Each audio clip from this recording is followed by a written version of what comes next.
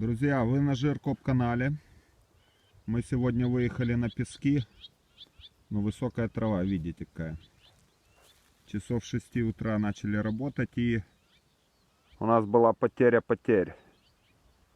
Юра не мог найти блок от Деуса. Он провалился в подкладку куртки. В куртке много всего, хабарницы, и нашел блок, зато потерял рацию. И мы встретили, сейчас пойдем искать рацию. И работали порядка 2 часов. У Юры жир, как всегда.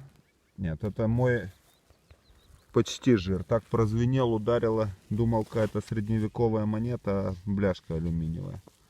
Потом я нашел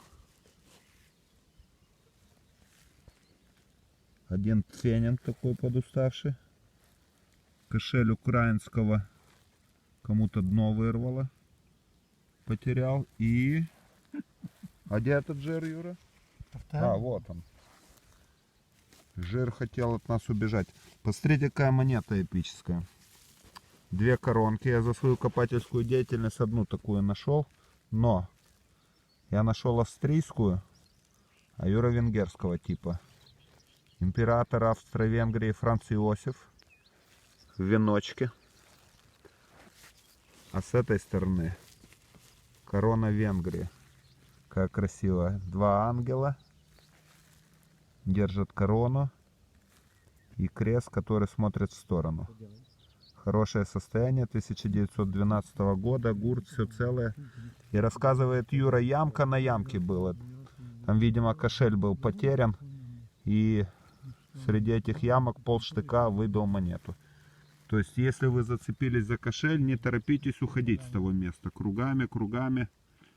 Еще должны вылезти находки. Очень жарко, и мы в тенек спрятались. Сейчас хлопцы подойдет, и пойдем где-то вон там, в той стороне. Рация потеряна. Один будет вести радиосвязь, остальные будут на приборы ловить. Мы уже не раз теряли и телефоны, и рации, но всегда находили. Это, видимо, обмен произошел. Блок на рацию. Юра, видимо, не захотел сегодня дедушку задобрить. Мы ему говорим, иди задобряй деда, чтобы найти рацию. Вова радуется, первую монетку нашел, буратинку.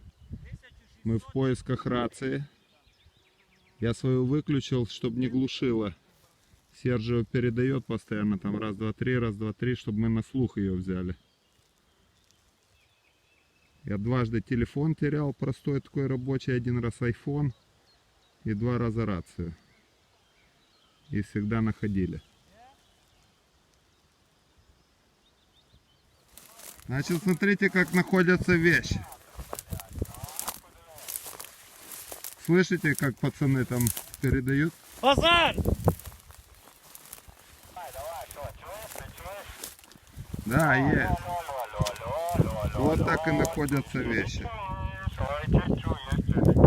Прием, все нормально. Всё, Рация на базе. на то мы и поисковики, чтобы находить хотя бы свои вещи Рация на потерянные. базе, все нормально. Все, сейчас переедем на другое место.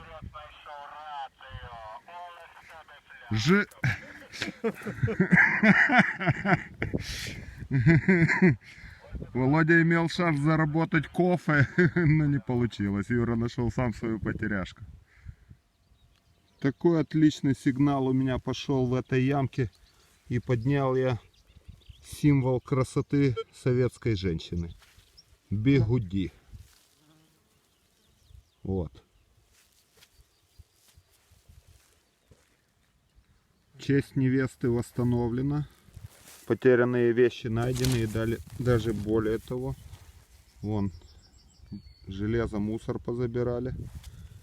Серджио нашел остатки то ли мотоцикла, то ли машины, какой-то поршень и отражатель Made in USSR. Сделано в СССР. Все, ждем сейчас. Карта загрузится, посмотрим, куда можно переехать и поискать еще. Пока в теньке понижаем градус, потому что тело перегрелось. Я бы казав туди ближче. Вова. Вот цветмета немного нарыл и вот такие находки. А мы с Серджио провели самое правильное времяпрепровождение.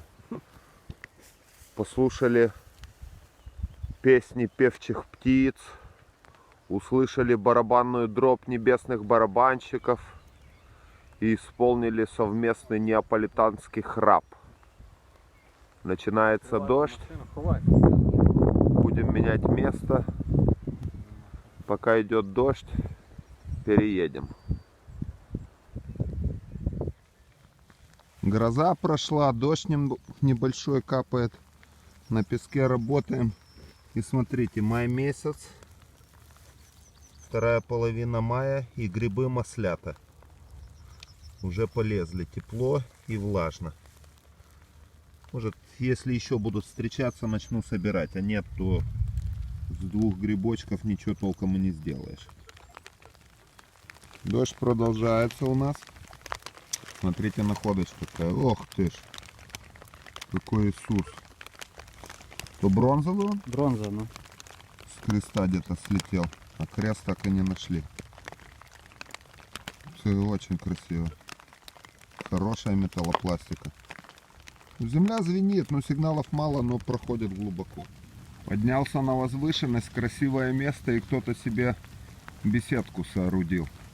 В запущенном состоянии уже тоже стол покосился.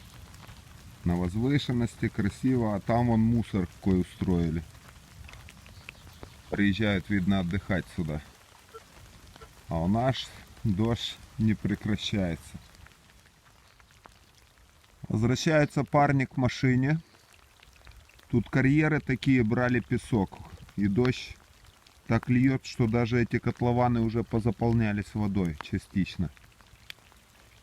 Кино не будет, потому что даже грозы, молнии так кругами ходят вокруг нас. Будем закругляться. В следующий раз поинтереснее видео будет. Пока мы с Серджио спали, гроза обходила стороной. Она боялась наш храп.